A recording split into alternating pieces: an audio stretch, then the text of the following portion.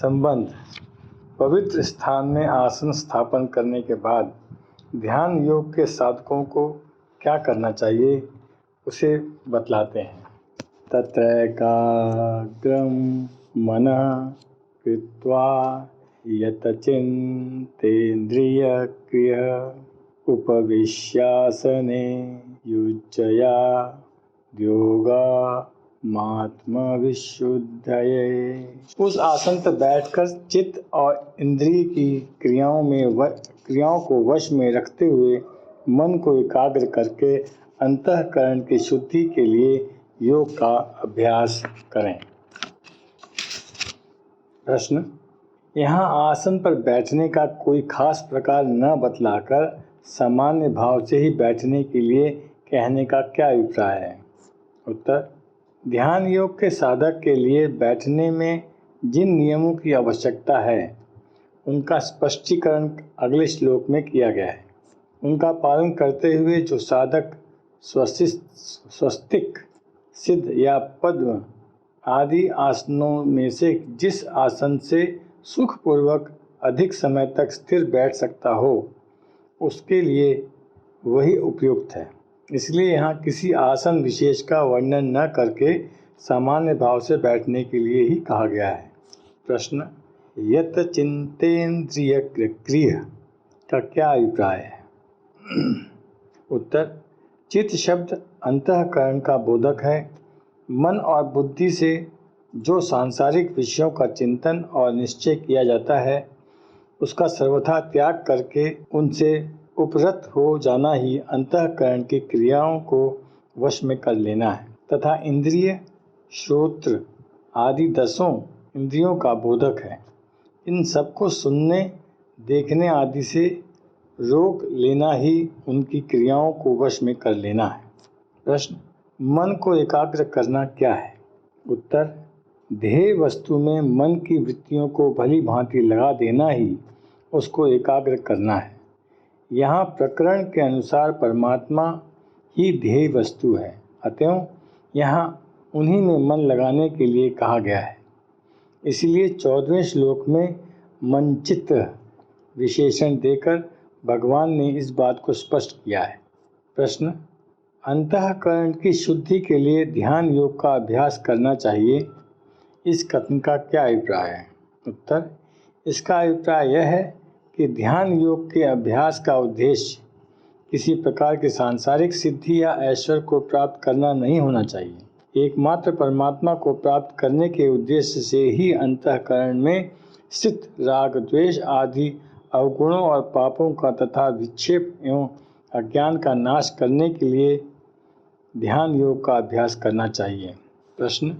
योग का अभ्यास करना क्या है? उत्तर। उपयुक्त प्रकार से आसन पर बैठकर अंतःकरण और इंद्रियों की क्रियाओं को वश में रखते हुए और मन को परमेश्वर में लगाकर निरंतर अविच्छिन्न भाव से परमात्मा का ही चिंतन करते रहना, यहाँ योग का अभ्यास करना है। संबंध। ऊपर के श्लोक में आसन पर बैठकर ध्यान योग का साधन करने के लिए कहा गया। अब उसी का स्पष्टीकरण करने के लिए आसन पर कैसे बैठना चाहिए, साधक का भाव कैसा होना चाहिए, उसे किन किन नियमों का पालन करना चाहिए और किस प्रकार किसका ध्यान करना चाहिए इत्यादि बातें 2 श्लोक में बतलाई जाती हैं। समम काय शिरो ग्रीवम धारण्यचलं स्थिर संप्रेक्ष्य नासिकाग्रम स्वम दिशाश्च नवलोकयन्। काया, सिर और गले को समान एवं अचल धारण करके और स्थिर यानी कि अधिक काल तक सुखपूर्वक स्थिर बैठा जाए उसे आसन कहते हैं। स्थिर होकर अपनी नासिका के अग्र भाग पर दृष्टि जमाकर अन्य दिशाओं को न देखता हुआ। प्रश्न। काया, सिर और गले को सम और अचल धारण करना क्या है? उत्तर। यहाँ जंघा से ऊपर और गले से नीचे के स्थान का नाम काया है। गले का नाम ग्रीवा है और उसके ऊपर के अंग का नाम सिर है। कमर या पेट को आगे पीछे या दाहिने बाएं किसी ओर भी न झुकाना, अर्थात रीढ़ की हड्डी को सीधी रखना, गले को भी किसी ओर न झुकाना और सिर को भी इधर उधर न घुमाना।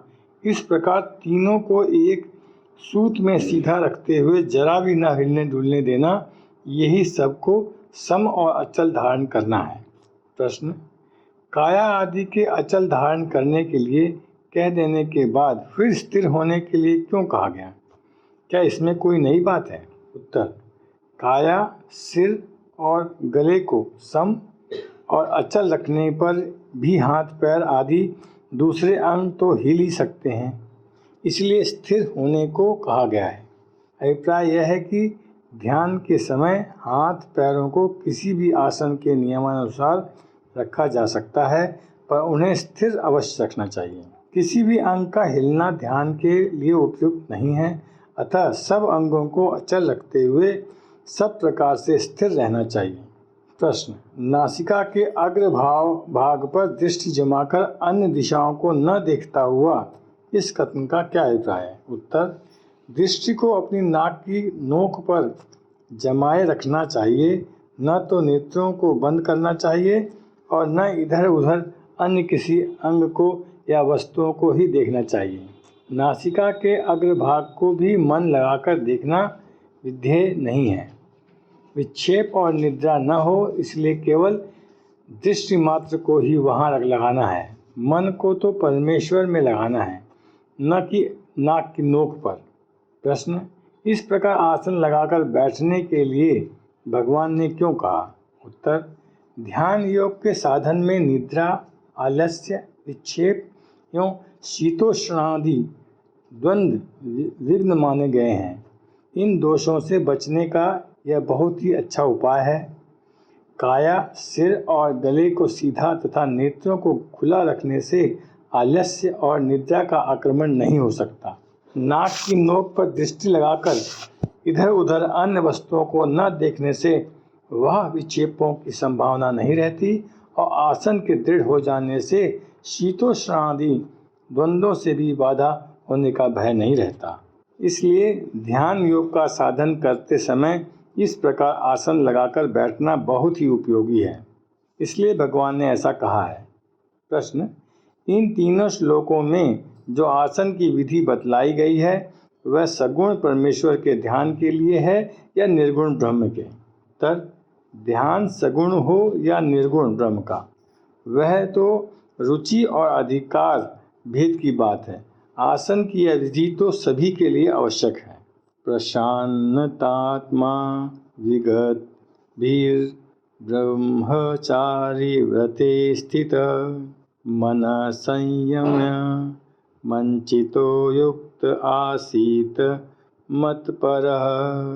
ब्रह्मचारी के व्रत में स्थित भय रहित तथा भली भांति शांत अंतःकरण वाला सावधान योगी मन को रोक कर मुझ में चित्त वाला और मेरे परायण होकर स्थित होवे। प्रश्न, यहाँ ब्रह्मचारी के व्रत में स्थित रहना क्या है? उत्तर, ब्रह्मचर्य का तात्विक अर्थ दूसरा होने पर भी वीर्य धारण उसका एक प्रधान अर्थ है और यहाँ वीर्य धारण अर्थ की प्रसंगता अनुकूल भी है। मनुष्यों के शरीर में वीर्य ही एक ऐसी अमूल्य वस्तु है जिसका भली भांति संरक्षण किए बिना शारीरिक, मानसिक तथा आध्यात्मिक किसी प्रकार का भी बल न तो प्राप्त होता है और न उसका संचय ही होता है। इसीलिए आर्य संस्कृति के चारों आश्रमों में ब्रह्मचर्य प्रथम आश्रम है, जो तीनों आश्रमों की नींव है। ब्रह्मचर्य आश्रम में ब्रह्मचारी के लिए बहुत से नियम होते हैं जिनके पालन से वीर्य धारण में बड़ी भारी सहायता मिलती है। ब्रह्मचर्य के पालन से यदि वास्तव में वीर्य भली भांति धारण हो जाए तो उस वीर्य से शरीर के अंदर एक विलक्षण विद्युत शक्ति उत्पन्न होती है और उसका तेज इतना शक्तिशाली होता है कि वह तेज के कारण अपने आप ही प्राण और मन की गति स्थिति स्थिर हो जाती है और चित्त का एक तान प्रवाह ध्येय वस्तु की ओर स्वाभाविक ही होने लगता है। इस एकता का नाम ही ध्यान है। आजकल चेष्टा करने पर भी लोग जो ध्यान नहीं कर पाते, उनका चित्त ध्येय वस्तुओं में नहीं लगता। इसका एक मुख्यतम कारण यह भी है कि उन्होंने वीर्य धारण नहीं किया है। यद्यपि विवाह होने पर अपनी पत्नी के साथ संयम पूर्ण नियमित जीवन बिताना भी ब्रह्मचर्य ही है और उससे भी ध्यान में बड़ी सहायता मिलती है, परंतु जिसने पहले से ही ब्रह्मचारी के नियमों का सुचारू रूप से पालन किया है और ध्यान योग की साधना के समय तक जिसके शुक्र का बाह्य रूप में किसी प्रकार भी अक्षरण नहीं हुआ है, उसको ध्यान योग में बहुत शीघ्र और बड़ी सुविधा के साथ सफलता मिल सकती है। मनुस्मृति आदि ग्रंथों में तथा अन्यान्य शास्त्रों में ब्रह्मचारी के लिए पालनीय व्रतों का बड़ा सुंदर विधान किया गया है। उनमें प्रधान यह है, ब्रह्मचारी नित्य स्नान करे, ओबटन न लगावे, सुरमा न ढाले, तेल न लगावे, इत्र फुलेल आदि सुगंधित वस्तुओं का व्यवहार न करे, फूलों के हार और गहने न पहने, नाचना गाना बजाना न करे, जूता न पहने, छाता न लगावे, पलंग पर न सोवे, जुआ न खेले, स्त्रियों को न देखे, स्त्री संबंधी चर्चा तक कभी न करे, नियमित सदा भोजन करे, कोमल वस्त्र न पहने, देवता ऋषि और गुरु का पूजन सेवन करे, किसी से विवाद न करे, किसी की निंदा न करे, सत्य बोले, किसी का तिरस्कार न करे, अहिंसा व्रत का पूर्ण पालन करे, काम क्रोध और लोभ का सर्वथा त्याग कर दे, अकेला सोवे, वीर्यपात कभी न होने दे और इन सब व्रतों का भली भांति पालन करें। ये ब्रह्मचारी के व्रत हैं। भगवान ने यहाँ ब्रह्मचरित व्रत की बात कहकर आश्रम धर्म की ओर भी संकेत किया है। जो अन्य आश्रमी लोग ध्यान योग का साधन करते हैं, उनके लिए भी वीर्य धारण या वीर्य संरक्षण बहुत ही आवश्यक है और वीर्य धारण में उपयुक्त नियम बड़े सहायक हैं। यही ब्रह्मचारी का व्रत है और दृढ़तापूर्वक इसका पालन करना ही उसमें स्थित होना है। प्रश्न, विगत तभी का क्या अभिप्राय है? उत्तर, परमात्मा सर्वत्र है और ध्यान योगी परमात्मा का ध्यान करके उन्हें देखना चाहता है, फिर वह डरे क्यों?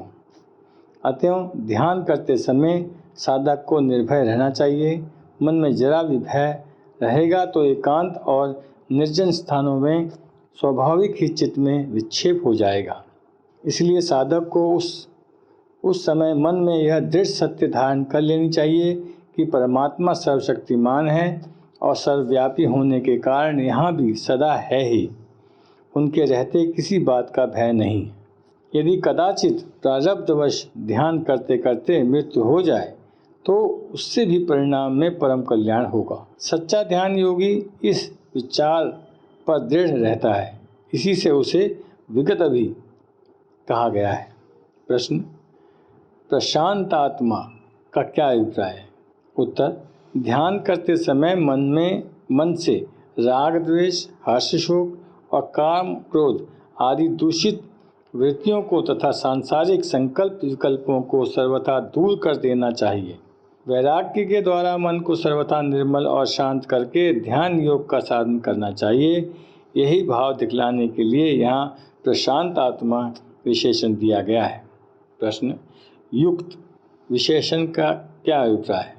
उत्तर, ध्यान करते समय साधक को निद्रा, आलस्य और प्रमाद आदि विघ्नों से बचने के लिए खूब सावधान रहना चाहिए।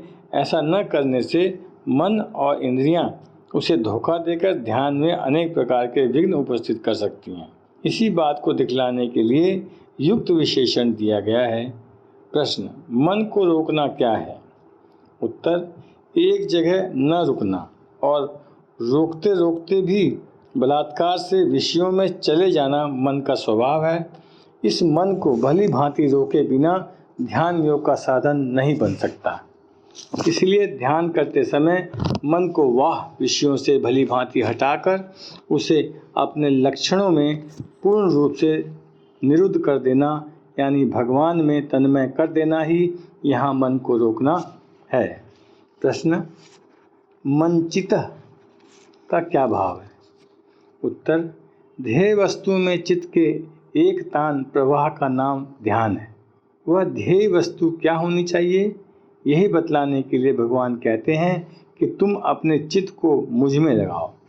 चित्त सहज ही उस वस्तु में लगता है जिसमें यथार्थ प्रेम होता है। इसीलिए ध्यान योगी को चाहिए कि वह परम हितैषी, परम सुहृद, परम प्रेमास्पद परमेश्वर के गुण, प्रभाव, तत्व और रहस्य को समझकर संपूर्ण जगत से प्रेम हटाकर एकमात्र उन्हीं को अपना ध्येय बनावे और अनन्य भाव से चित्त को उन्हीं में लगाने का अभ्यास करे।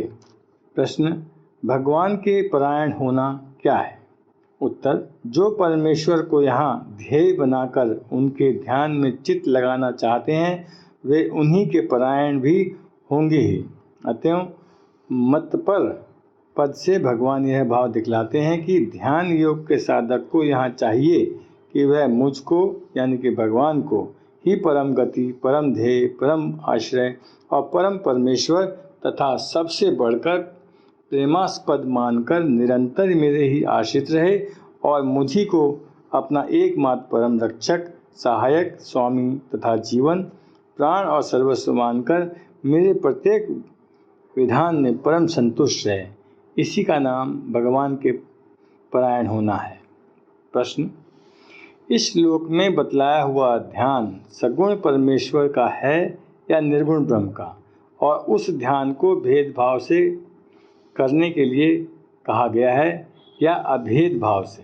उत्तर, इस श्लोक में मनचित और मतपर पदों का प्रयोग हुआ है। अतएव यहाँ निर्गुण ब्रह्म के तथा अभेद भाव के ध्यान की बात नहीं है। इसलिए ये समझना चाहिए कि यहाँ उपास्य और उपास का भेद रखते हुए सगुण परमेश्वर के ध्यान की रीति बतलाई गई है। प्रश्न, यहाँ सगुण के ध्यान की रीति बतलाई गई है, यह तो ठीक है, परंतु यह सगुण ध्यान सर्वशक्तिमान सर्वधार परमेश्वर के निराकार रूप का या भगवान श्री शंकर, श्री विष्णु, श्री राम, श्री कृष्ण अभृति प्रकार रूप से किसी एक का है? उत्तर, भगवान के गुण, प्रभाव, तत्व और रहस्य को समझकर मनुष्य अपनी रुचि, स्वभाव और अधिकार के अनुसार जिस रूप में सुगमता से मन लगा सके वह उसी रूप का ध्यान कर सकता है। इसीलिए भगवान एक हैं और सभी रूप उनके हैं। अतः ऐसी कल्पना नहीं करनी चाहिए कि यहाँ अमुक रूप विषय के ध्यान के लिए भी कहा गया है। यहाँ साधकों की जानकारी के लिए ध्यान के कुछ स्वरूपों का वर्णन किया जाता है। भगवान के गुण, प्रभाव, तत्व और रहस्य को और समझाते हुए लिखा है कि वस्तुतः भगवान के गुण, प्रभाव, तत्व और रहस्य के लिए यह कहना तो बन ही नहीं सकता कि वे यही और इतने ही हैं। इस संबंध में जो कुछ भी कहा जाता है सब सूर्य को दीपक दिखलाने के समान ही है। तथापि उनके गुणादि का किंचित सा स्मरण, श्रवण और कीर्तन मनुष्य को पवित्रतम बनाने वाला है। इसी से उनके गुणादि का शास्त्र कारणगण वर्णन करते हैं। उन्हीं शास्त्रों के आधार पर उनके गुणादि को इस प्रकार समझना चाहिए। अनंत और असीम तथा अत्यंत ही विलक्षण समता, शांति, दया, प्रेम, क्षमा, माधुर्य, वात्सल्य, गंभीरता, उदारता, सुहृदादि भगवान के गुण हैं। संपूर्ण बल, ऐश्वर्य, तेज, शक्ति, सामर्थ्य और असंभव को भी संभव कर देना आदि भगवान के प्रभाव हैं। जैसे परमाणु, भाप, बादल, बूंदें और ओले आदि सब जल ही हैं, वैसे ही सगुण, निर्गुण, साकार, निराकार, व्यक्त, अव्यक्त, जड़, चेतन, स्थावर, जंगम सत असत आदि जो कुछ भी है तथा जो इससे भी परे है वह सब भगवान ही है। यह तत्व है। भगवान के दर्शन, भाषण, स्पर्श, चिंतन, कीर्तन, अर्चन, वंदन और सत्वन आदि से पापी भी परम पवित्र को जाते हैं। अज अविनाशी सर्वलोक महेश्वर, सर्वज्ञ, सर्वशक्तिमान, सर्वत्र संभाव से स्थित भगवान ही दिव्य अवतार धारण करके प्रकट होते हैं और उनके दिव्य गुण, प्रभाव, तत्व आदि वस्तुतः इतने अचित्य, असीम और दिव्य हैं कि उनके अपने सिवा उन्हें अन्य कोई जान ही नहीं सकता। यह उसका रहस्य है। ध्यानस्थ भगवान श्री शंकर का ध्यान। हिमालय के गौरी शंकर शिखर पर सर्वथा एकांत देश में भगवान शिव ध्यान लगाए पद्मासन से विराजित हैं। उनका शरीर अत्यंत गौर वर्ण है। उस पर हल्की सी लालिमा छाई है।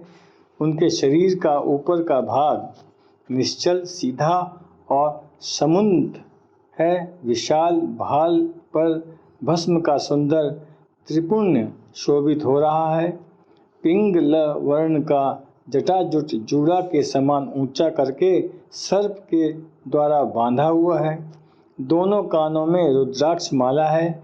उड़ी हुई रीछ की खाल, काली मृगछाल की श्यामता नीलकंठ के प्रभाव से भी घनीभूत हो रही है। उनके तीनों नेत्रों की दृष्टि नासिका के अग्रभाग पर सुस्थिर है और उन नीचे की ओर झुके हुए स्थिर और निस्पंद नेत्रों से उज्ज्वल ज्योति निकलकर इधर उधर छिटक रही है। दोनों हाथ गोद में रखे हुए हैं। ऐसा जान पड़ता है मानो कमल खिल गया हो। उन्होंने समाधि अवस्था में देह के अंदर रहने वाले वायु समूह को निरुद्ध कर रखा है, जिसे देखकर जान पड़ता है मानो वे जलपूर्ण और आडंबर रहित बरसने वाले बादल हैं अथवा तरंगहीन प्रशांत महासागर हैं। यहाँ निर्वात देश में स्थित निष्कल ज्योति ज्योतिर्मय दीपक हैं। अब भगवान श्री कृष्ण का ध्यान। अपने हृदय कमल पर या अपने सामने जमीन से कुछ ऊंचे पर स्थित एक रक्त वर्ण के सहस्त्र दल कमल पर भगवान श्री विष्णु सुशोभित हैं। नील मेघ के समान मनोहर नील वर्ण है। सभी अंग परम सुंदर हैं और भली भांति आभूषणों से विभूषित हैं। श्रीअंग से दिव्य गंध निकल रही है। अति शांत और महान सुंदर मुखारविंद है। विशाल और मनोहर चार लंबी भुजाएं हैं। अत्यंत सुंदर और रमणीय ग्रीवा है। परम सुंदर गोल कपोल हैं। मुखमंडल मनोहर मंद मुस्काने से सुशोभित हैं। लाल लाल होंठ और अति सुंदर नुकीली नासिका है। दोनों कान में मकराकृत कुंडल छलमला रहे हैं। मनोहर चिबुक है। कमल के समान विशाल और प्रफुल्लित नेत्र हैं और उनसे स्वाभाविक ही दया, प्रेम, शांति, समता, ज्ञान, आनंद और प्रकाश की अजस्त्र धारा बह रही है। उन्नत कंधे हैं। मेघ श्याम नील पदवर्ण शरीर पर सुवर्ण वर्ण पीताम्बर शोभायमान है। लक्ष्मी जी के निवास स्थान वक्ष स्थल में श्रीवत्स का चिन्ह है। दाहिने ऊपर के हाथ में सुंदर अत्यंत उज्ज्वल किरणों से युक्त चक्र है। नीचे के हाथ में कुमुद की गदा है। बाएं ऊपर के हाथों में सुंदर श्वेत विशाल और विजयी पंचाल जन्य शंख है और नीचे के हाथ में सुंदर रक्तवर्ण कमल सुशोभित है। गले में रत्नों का हार है। हृदय पर तुलसी युक्त वन माला, वैजंती माला और कौस्तुभ मणि विभूषित है।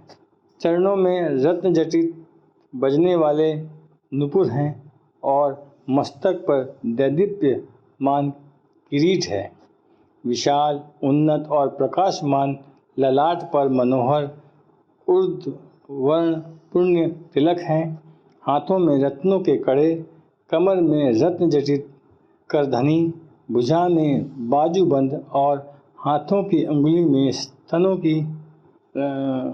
में रत्नों की अंगूठियां सुशोभित हैं। काले घुंघराले केश बड़े ही मनोहर हैं। चारों ओर करोड़ों सूर्य का सा परंतु शीतल प्रकाश छा रहा है तथा उसमें प्रेम और आनंद का अपार सागर उमड़ता चला आ रहा है। अब भगवान श्री राम का ध्यान। अत्यंत सुंदर मणिरत्नमय राज सिंहासन है। उस पर भगवान श्री रामचंद्र सीता सहित विराजित हैं। नवीन दुर्वादलय के समान श्याम वर्ण है। कमल दल के समान विशाल नेत्र हैं। बड़ा ही सुंदर मुखमंडल है। विशाल भाल कर उधर वर्ण पुण्य तिलक है। घुंघराले काले केश हैं। मस्तक पर सूर्य के समान प्रकाश युक्त मुकुट सुशोभित है। मुनि मनोहन महान लावण्य हैं। दिव्य अंग पर पीतांबर विराजित हैं। गले में रत्नों के हार और दिव्य पुष्पों की माला है। देह पर चंदन लगा है। हाथों में धनुष बाण लिए लाल होंठ हैं। उन पर मीठी मुस्कान की छवि छा रही है। बाईं ओर श्री सीता जी विराजित हैं। उनका उज्ज्वल स्वर्ण वर्ण है। नीली साड़ी पहने हुए हैं। कर कमल में रक्त कमल धारण किए हैं। दिव्य आभूषणों सा सब अंग विभूषित है। बड़ी ही अपूर्व और मनोरम झांकी है। अब भगवान श्री कृष्ण का ध्यान। एक, वृंदावन में श्री यमुना जी का तीर है। अशोक वृक्ष के नए नए पत्तों से सुशोभित कालिंदी कुंज में भगवान श्री कृष्ण अपने शाखाओं के साथ विराजमान है। नवीन मेघ के समान श्याम आभायुक्त नील वर्ण है। श्याम शरीर पर सुवर्ण वर्ण पित वस्त्र ऐसा जान पड़ता है मानो श्याम घन घटा में इंद्रधनुष शोभित हो। गले में सुंदर वनमाला है। उसमें सुंदर पुष्पों की और तुलसी जी की सुगंध आ रही है। हृदय पर वैजयंती माला सुशोभित है। सुंदर काली घुंघराली अलकें हैं जो कपोल तक लटकी हुई हैं। अत्यंत रमणीय और त्रिभुवन मोहन मुखारबिंद है। बड़ी ही मधुर हंसी हंस रहे हैं। मस्तक पर मोर की पाँखों का मुकुट पहने हैं। कानों में कुंडल झलमला रहे हैं। सुंदर गोल कपोल कुंडलों में प्रकाश से चमक रहे हैं। अंग अंग से सुंदरता निखर रही है। कानों में कनेर के फूल धारण किए हुए हैं। अद्भुत धातुओं से और चित्र विचित्र नवीन पल्लवों से शरीर को सजा रखा है। वक्ष स्थल पर श्री वत्स का चिन्ह है। गले में कौस्तुभ मणि है। भौहें खिंची हुई हैं। लाल लाल होंठ बड़े ही कोमल और सुंदर हैं। बांके और विशाल कमल के नेत्र हैं। उनमें से आनंद और प्रेम की विद्युत धारा निकल निकल के सबको अपनी ओर आकर्षित कर रही है, जिसके कारण सबके हृदय में आनंद और प्रेम का समुद्र सा उमड़ रहा है। मनोहर त्रिभंग रूप से खड़े हैं तथा अपनी चंचल और कोमल उंगलियों को वंशी के छिद्रों पर फिराते हुए बड़े ही मधुर स्वर से उसे बजा रहे हैं। भगवान श्री कृष्ण का ध्यान। दूसरा, कुरुक्षेत्र का रणांगण है। चारों ओर वीरों के समूह युद्ध के लिए यथा योग्य खड़े हैं। यहाँ अर्जुन का परम तेजोमय विशाल रथ है। रथ की विशाल ध्वजा में चंद्रमा और तारे चमक रहे हैं। ध्वजा पर महावीर श्री हनुमान जी विराजमान हैं। अनेकों पताकाएं फहरा रही हैं। रथ पर आगे के भाग पर भगवान श्री कृष्ण विराजमान हैं। नील श्याम वर्ण है। सुंदरता की सीमा है। वीर वेश है। कवच पहने हुए हैं। देह पर पीतांबर शोभा पा रहा है। मुखमंडल अत्यंत शांत है। ज्ञान की परम दीप्ति से सब अंग जगमगा रहे हैं। विशाल और रक्ताभ नेत्रों से ज्ञान की ज्योति निकल रही है। एक हाथ में घोड़ों की लगाम है और दूसरा हाथ में ज्ञान मुद्रा से सुशोभित है। बड़ी ही शांति और धीरता के साथ अर्जुन को गीता का महान उपदेश दे रहे हैं। होठों पर मधुर मुस्कान छिटक रही है, नेत्रों से संकेत कर करके अर्जुन की शंकाओं का समाधान कर रहे हैं।